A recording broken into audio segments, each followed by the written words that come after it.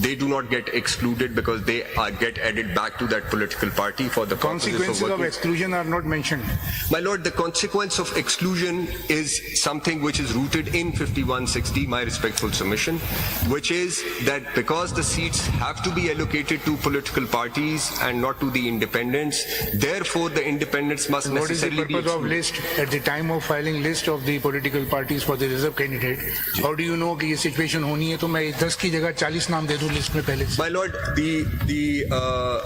the rules and the act, it provides for and it gives this latitude to the political parties to give as many names as they may wish to.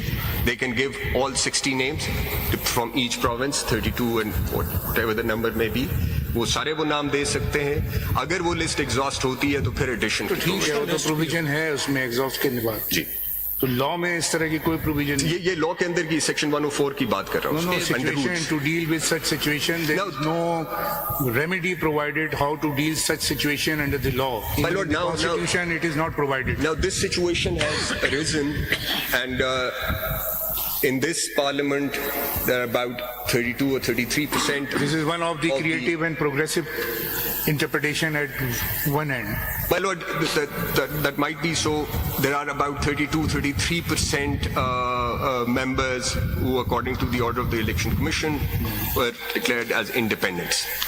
I have shown you the example of Balochistan Assembly where not as much, but more than 20% were independents. The question before your lordships in order to deal with this situation would be whether under 51(6)(d) Sunni Ittehad Council was the party which the independents could have joined. Now, if it was a party, if you come to the conclusion that it is the party which the independents could have joined, then the proviso to sub-rule 2 of Rule 95 would kick in and these independents would not be excluded. Actually, I was reading the literal text of Article 51D. What is provided in that? Is it cater the need of the time which you have done? My lord, in this case, the primary question will be a two-step response to this, and that is how the case has also been made out. First is whether this is a party which the independents could have joined for the purposes of paragraph D of clause 6 of Article 51, and then if they could, whether this party then becomes or is entitled to those reserve seats or not. So this is in this order, the questions have to be addressed, in my respectful submission.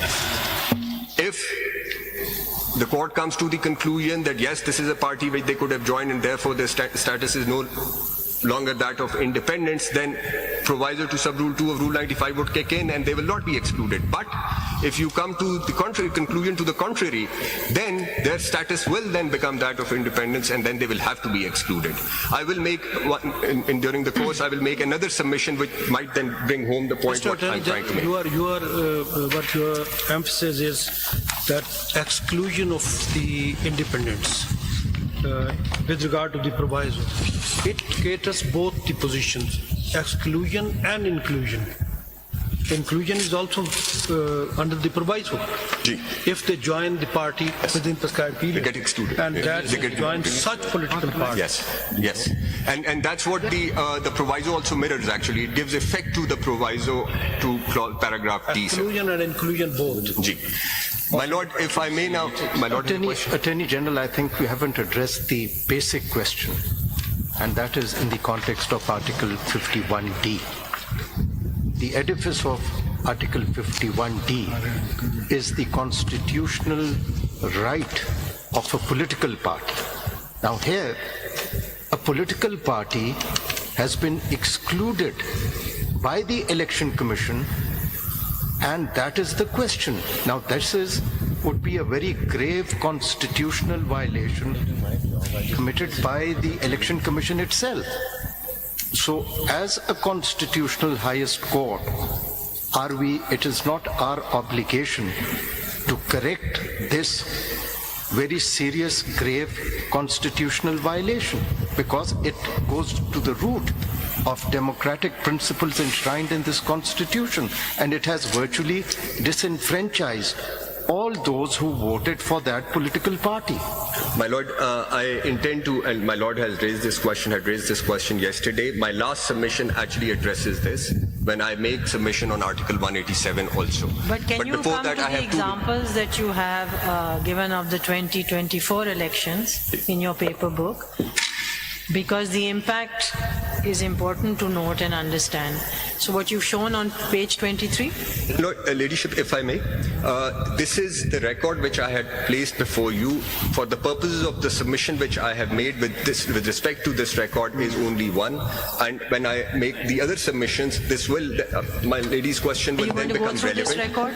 Ji? Are you going to go through this? Ji, I will go through All this right. record because in 2024 also, the independents have been excluded, independents including those who had joined But you see here, the SIC. number of independents are very large, Ji, and ji, so you might can be see the impact that it's Ji, ji. having Wo- on your proportional representation. Impact जरा clear कर वो मैं करूंगा अभी मैं इस पे आऊंगा अभी मैं एक अभी submission I want to make a submission on article 224 whether which deals with the vacancy of seats, the situation where seats have to remain vacant. Actually, you see, in the past, the independents are very few, so the question never arose and was not as a non-issue. In any case, also, you took out the independents because you can then divide the entire reserve seats. Nothing remains vacant. That's why the exclusion की mathematics यही है ना, exclude कर देंगे तो पूरा हो जाएगा ना, सारी seats पूरी हो जाएंगी. Sir, That's the only benefit, that you exclude the independents, उस घोल में सारे आ जाएंगे. लेकिन the only problem with the current situation is the tip towards independents being more, because nobody bothered challenging this earlier, it was a non-issue. मैं So इसको इसलिए impact वाली बात अगर एक optically हम देख लें क्या है. जी मैं उस पे आना है मैंने after making this submission I'll be addressing that question, sir. Now if my lords and your ladyship may kindly turn to Article 224, I'd read out clause 4 and then take you through the other provisions. The submission I wish to make, the point I wish to make, my lords and your ladyship, is that the vacancy of seats envisaged for a very limited, narrow window under the Constitution gels in with the scheme provided in the Constitution itself as also the law which is applicable in this case. Now, if I may kindly read out clause 4 of Article 224 very quickly. When, except by dissolution of the National Assembly or a provincial assembly, a seat in any such assembly has become vacant, not later than 120 days before the term of that assembly is due to expire, an election to fill the seat shall be held within 60 days from the occurrence of the vacancy. Now, Sir, what's relevance? my lord, my submission is that the Constitution does not envisage vacancy of any seat. A seat must always be filled, particularly in the present circumstances also where the seats are reserved for women and non-Muslims. How does that work when a candidate of a reserved seat passes away or something? Clause 6 kicks in. Clause 6 kicks in. I'll read that out also. But वो भी पढ़ देता हूँ फिर अभी. When a reserved seat for women or non-Muslims in the National Assembly or a provincial assembly falls vacant on account of death, resignation or disqualification of a member, it shall be filled by the next person in order of precedence from the party list of the candidates to be submitted to the Election Commission by the political party whose member has vacated such seat, provided that if at any time the party list is exhausted, the concerned political party may submit a name for any vacancy which may occur thereafter. Now back to clause 4. Now there is a 120-day window, which is 120 days before the expiry of the term. If a seat falls vacant, Constitution says don't hold elections. And one rationale is provided within this clause itself, which is when read with Election Act, there is a 54-day election program also. So the 66th day is an absolute cutoff. Because after the 66th day, if the seat falls vacant, the elections cannot possibly be held because the 54-day election program cannot be seen through. There is another rationale to it also. If you may kindly turn to Article 222.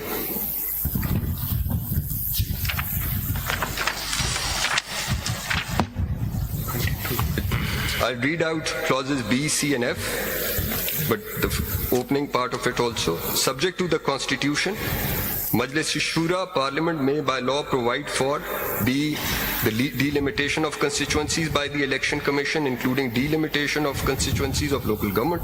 C, the preparation of electoral rolls, the requirements as to residence in a constituency, the determination of objections pertaining to and the commencement of electoral rolls, and F, all other matters necessary for due constitution of the two houses, the Provincial Assembly and local governments. Now, the Constitution requires Election Commission to carry out these activities for the purposes of conducting elections and due constitution of the two houses. If I may take you to Section 14 of the Election Act. इसमें क्या बताना था? इसमें मैं ये बता रहा हूँ कि इलेक्शन एक्ट का सेक्शन 14 आप देखेंगे तो 4 महीने के अंदर before the expiry of the term of the assembly the Election Commission is to complete the delimitation, prepare electoral rolls and so on and so forth, which is its duty under clause F और 222 and the other provisions of the constitution. So section 14 अगर आप देखें election act का, so this timeline actually works with the timeline provided under clause 4 of article 224, जहां पे 120 days बताया था. तो